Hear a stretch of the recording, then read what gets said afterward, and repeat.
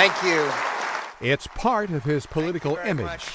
John McCain, the maverick GOP senator who crossed the aisle time and time again, seeking bipartisan compromises on key issues. Should the Congress force McCain's ability to reach agreements is part of his selling point to Clinton Democrats and independents in his run for the White House. And I don't mind telling you right now, I'll reach my hand across the aisle to the Democrats. When you watch Senator McCain's approach to politics, you have to admire the courage of conviction that the man has.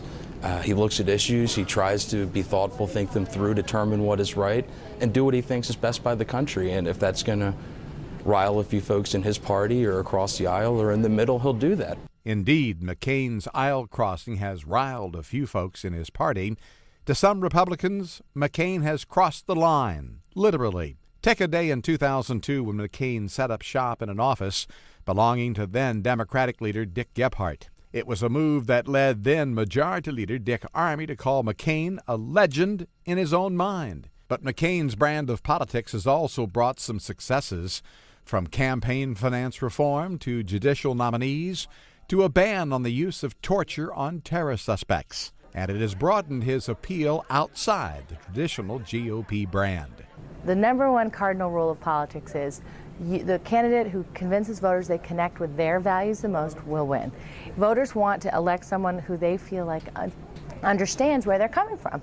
Not all of John McCain's efforts at compromise have worked out.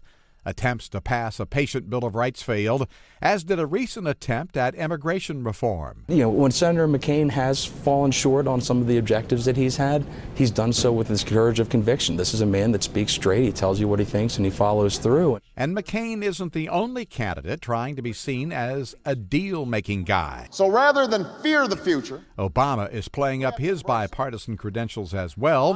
The difference is perhaps in how. Very interesting to see that McCain is still using the traditional metrics and ideas of conventional politics against a candidate who sort of defied all those things so far and has been able to change the subject. That's going to be a tension in the general elections. And as yet, Obama hasn't crossed the aisle to the ire of his own party. Ross Simpson, The Associated Press.